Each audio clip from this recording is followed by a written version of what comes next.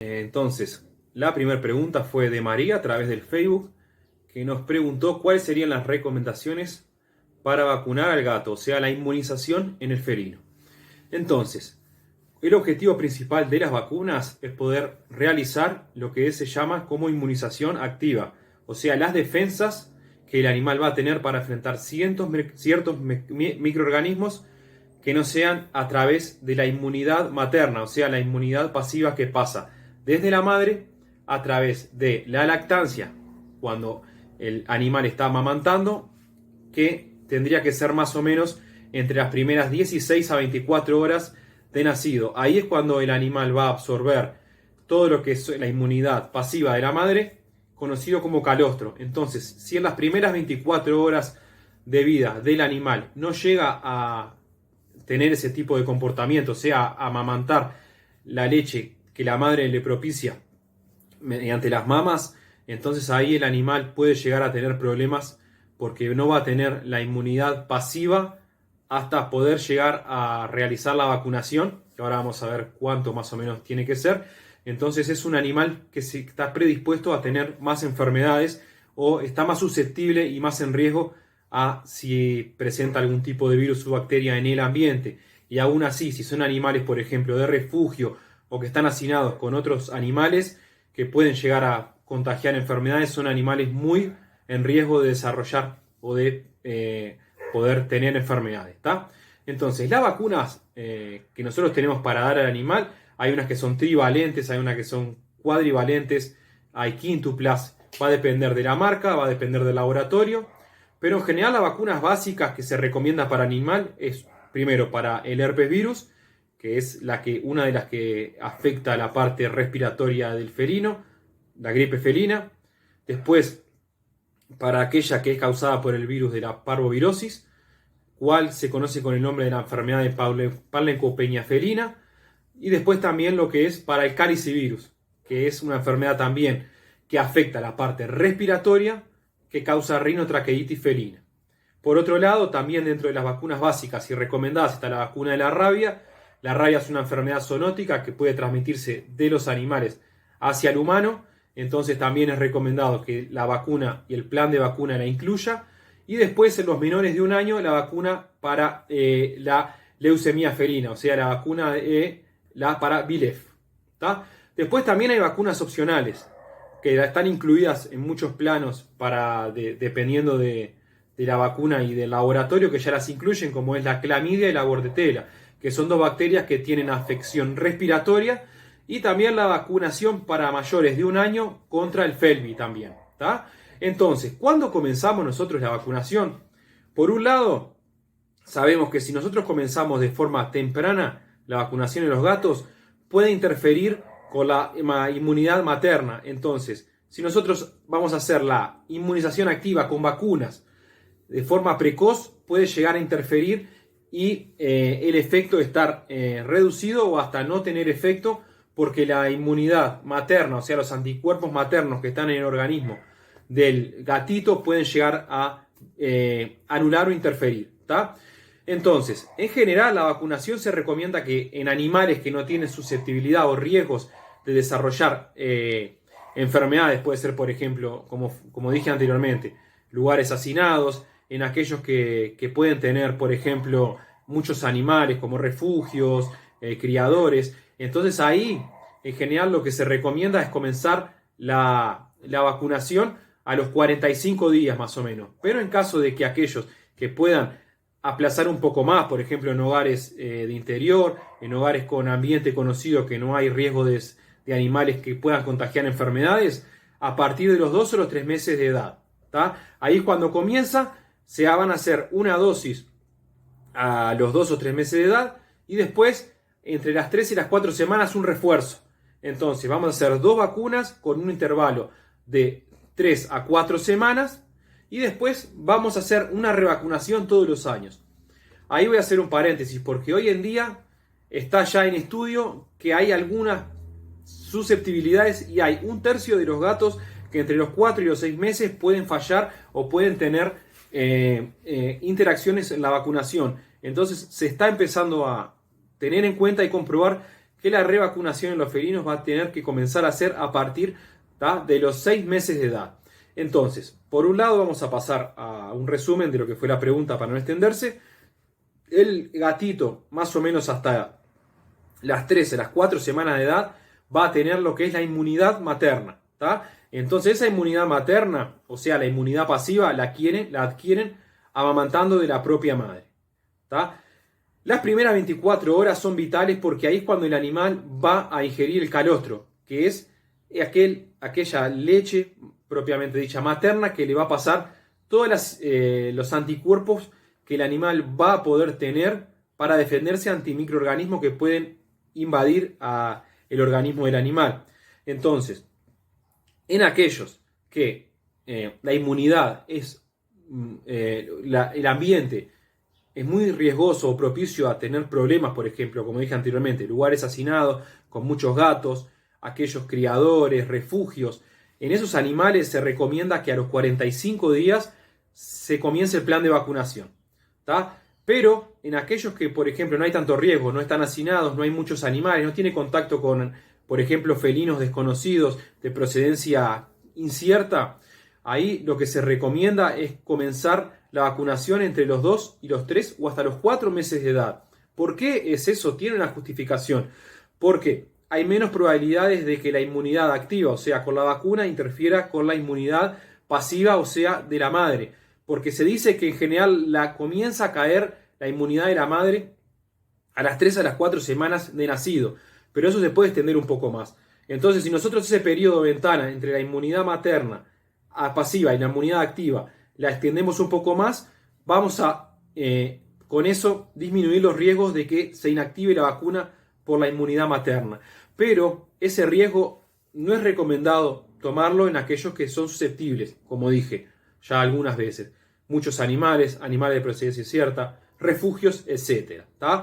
Y después la revacunación siempre tiene que ser todo año. Va a depender también de cuál vacuna. Sabemos que hay muchas marcas, no las voy a nombrar, pero que tienen vacunas trivalentes, cuatrivalentes, quíntuplas, que bueno, obviamente incluyen el herpes virus, el parvovirus, que es la panleucopenia, la rinotraqueitis, la rabia, y después también en algunos clamidia y bordetela, y en otros felvi, o Vilef, que es la vacuna para la leucemia felina. ¿Está bien? Esa vacuna en animales de un año entra en el plan básico, y en los animales de más de un año ya se considera lo que son las opcionales. Entonces, siempre revacunación anual, y saber que hoy en día está la tendencia, por fallas de 1/3 que se están estudiando de los gatos inmunizados, va a tender a disminuir ese intervalo o esa revacunación, de pasar de un año a los 6 meses de edad. En algunos lugares ya se está haciendo. Eso es una recomendación del Jornal de Medicina Felina, el cual hace estudios y ya se están llegando a esas determinaciones. Después otra cosa, ¿qué sucede cuando, por ejemplo, nosotros inmunizamos al animal y nos olvidamos de hacer la revacunación anual y pasaron 3 o 4 meses de la fecha que estaba estipulada para hacer la revacunación anual? Ahí lo que vamos a tener que hacer es de nuevo hacer una vacuna y hacer un refuerzo a las 3 o las 4 semanas para poder llegar a la inmunidad deseada, porque ya cayó, y como ya venció esa protección anual, es que nosotros tenemos que ya saber que tenemos que realizar otro plan con un refuerzo, o sea, una dosis y a las 3 a las 4 semanas la otra. ¿Por qué son 3 a las 4 semanas? Porque es lo que se recomienda. Por ejemplo, a partir de los 21 o los 28 días. Hay criterios veterinarios que dan una dosis y al mes hacen el refuerzo. No está mal, es normal. Hay otros que hacen la vacuna y a los 21 días hacen el refuerzo, que es ese periodo. 21 a 28 días es el periodo para hacer la vacuna y realizar el refuerzo. ¿Está bien? La segunda pregunta es de Silvia a través del Instagram, donde ella pregunta, relatando que tenía una gatita en casa que murió de 13 años de insuficiencia renal. Pregunta si puede estar afectada por la desaparición de un perrito de la casa, que si bien no tenía contacto, por lo que entendí, pero a su vez también ella cambia de trabajo y pasa muchas horas fuera de casa. Pregunta si esa situación puede haber afectado. Supongo que también sería si esa situación puede haber contribuido a que el animal se haya enfermado por esa situación. Bueno, como una forma para comenzar, te diría sí y no. ¿Tá? Pero vamos a explicar eso. Sí, en el sentido que hay enfermedades en el felino que se manifiestan o se agravan por medio de, por ejemplo, de estrés, crisis de ansiedad y angustias. Y sabemos que una enfermedad que se conoce como cistitis idiopática felina, ¿tá? O síndrome de la caja de Pandora, la cual el componente principal hasta el día de hoy estudiado es el componente comportamental o conductual. ¿Qué sucede? Que el animal, por diversas situaciones negativas, digo, por ejemplo, nuevo integrante en casa, fallecimiento o alejamiento de sus seres queridos, introducción de otro animal, después también puede ser ruidos, animales merodeando en casa desconocidos que les generan inseguridad. Todo eso puede manifestarse de forma, por ejemplo, a través del tracto urinario inferior. Es más común en los gatos machos castrados por un tema anatómico, está bien, de estrechez de la uretra peniana, que es más estrecha propiamente dicha, pero a su vez en las hembras también, por ejemplo, puede tener alteraciones en la micción, inflamaciones, desarrollo de infecciones, etc. ¿Tá? Todo eso es lo que es la parte conductual. Pero, ¿por qué dije no? No, porque bueno, es sabido que los gatos, a medida que envejecen, la probabilidad de desarrollar insuficiencias renales es mayor. Entonces, en aquellos gatos que tienen más de 12 años, la incidencia de insuficiencia renal va entre los 60 hasta, muchos dicen, 85%. Más que nada la insuficiencia renal crónica. ¿Por qué digo insuficiencia renal crónica? Porque cuando hay insuficiencia renal aguda, bueno, muchas veces el pronóstico, dependiendo de la situación, puede ser peor que una crónica, pero la crónica se mantiene en el tiempo. O sea, no es, por ejemplo, como la aguda que vamos a poner la situación de que un animal con obstrucción urinaria, como no puede orinar, tuvo una lesión en los riñones y desarrolló insuficiencia renal aguda, que con tratamiento médico puede cesar y puede curarse. Pero lo que es la parte de renal, como eso tenía en el tiempo, y lo que es la nefrona, las nefronas en el riñón van lesionándose, muchas veces llega a una parte que ya no tiene vuelta atrás. Entonces, en lo que son los gatos adultos, geriátricos, mayores de 12 a 14 años, esa enfermedad es una enfermedad muy común que se desarrolla.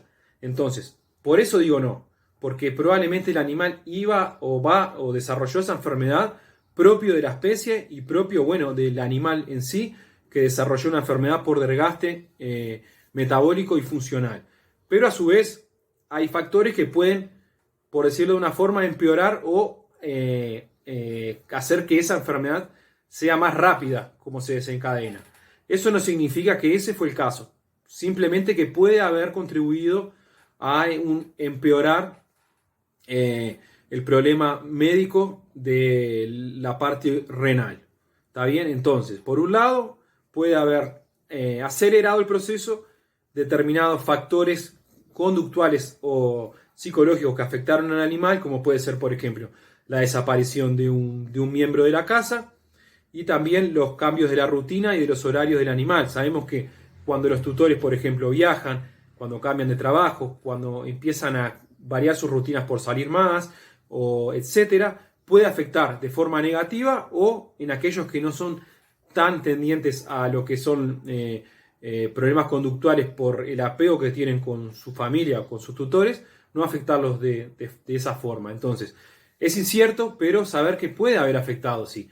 Y después los problemas renales en los gatos, degenerativos y crónicos, como la insuficiencia renal, en este caso crónica, a los gatos que tienen edad avanzada, la predisposición y las probabilidades de desarrollarla son mayores y en general aparece. ¿Tá? Por ejemplo, ya mismo,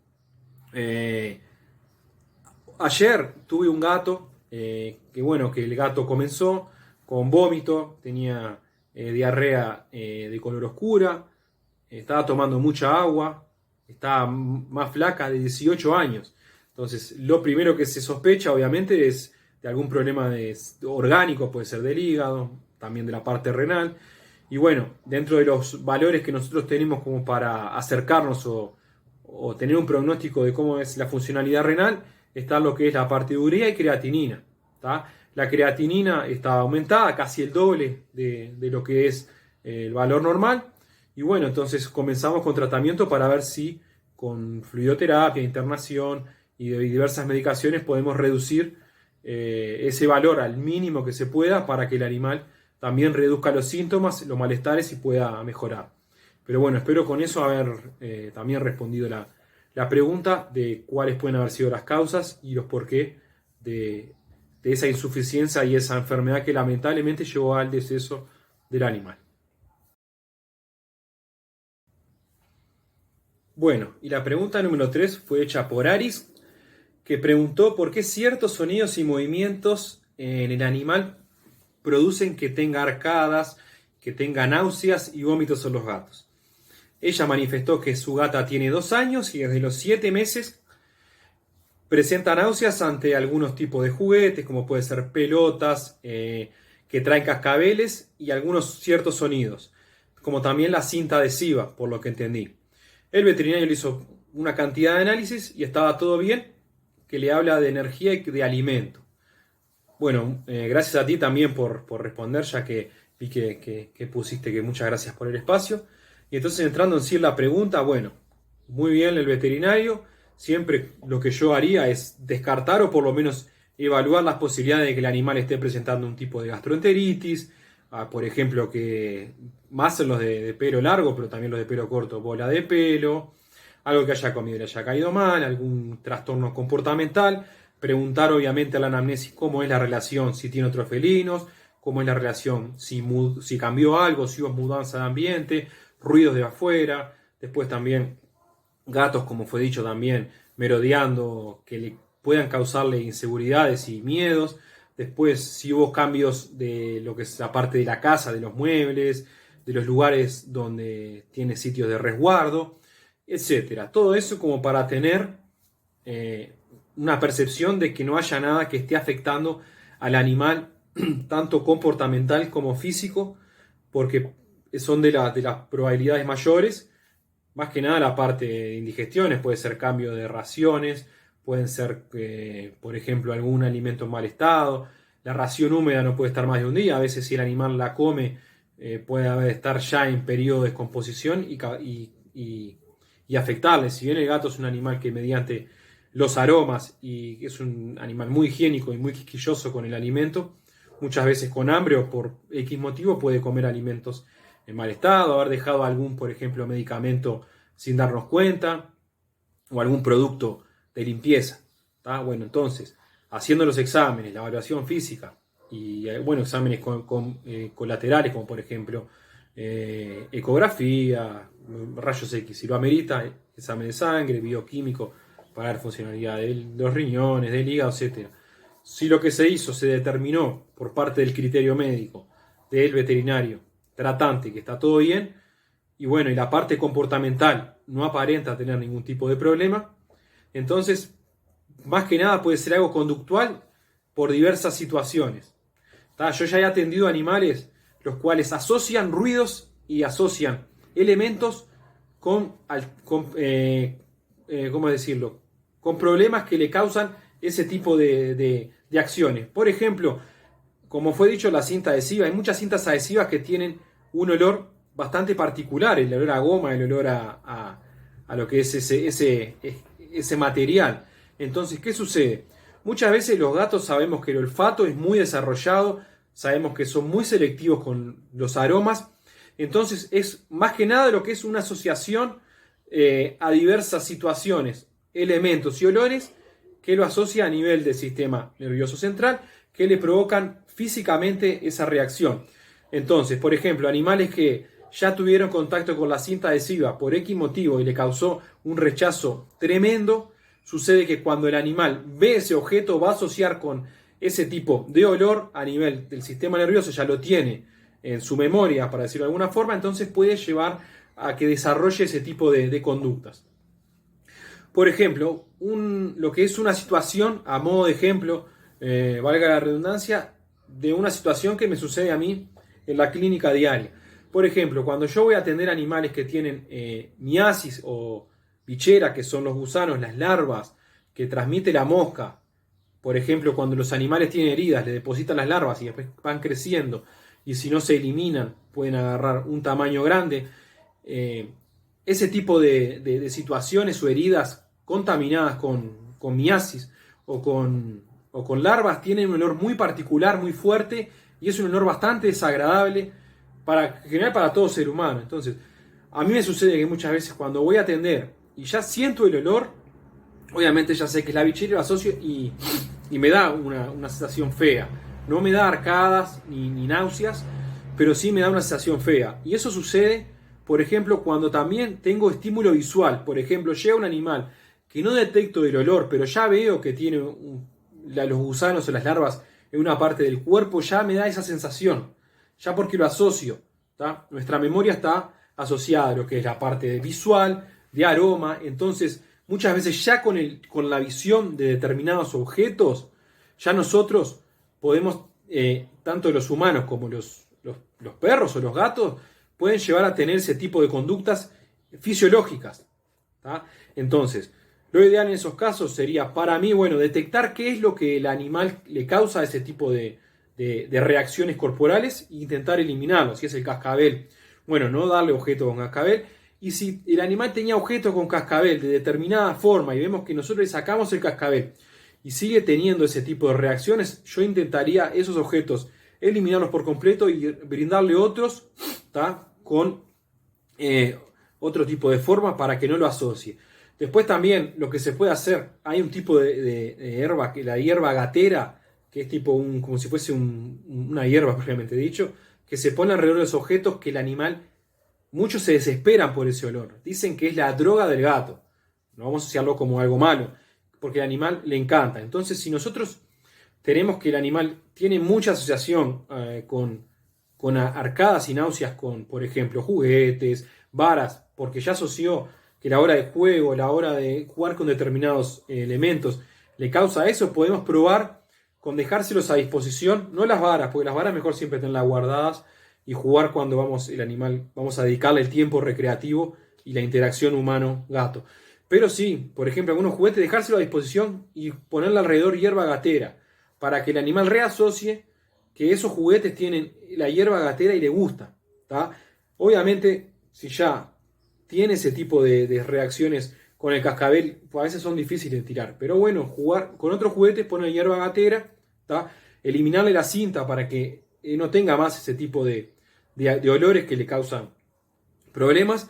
Y usar elementos, por ejemplo, como dije, la hierba gatera, cambios de juguetes, que las formas que le pueden llevar a que el animal tenga esa reacción y esa asociación negativa, sacarle la forma esa, ¿tá? Porque probablemente si se descartan, que obviamente 100% de las veces no se pueden descartar los problemas comportamentales, pero sí, si sabemos que no tiene estímulos que puedan llevar a ese tipo de reacciones de la parte comportamental, y fue hecho exámenes y evaluación por parte del veterinario y se llegó también a que no tiene problemas físicos, bueno, ver esa alternativa y ver cómo nosotros podemos intentar sacar la parte negativa para que el animal no tenga ese tipo de episodios y pueda desarrollar su vida normal en lo que es la parte de juego, de elementos, también de lo que son los recursos diarios y necesarios, sin problemas, ¿tá?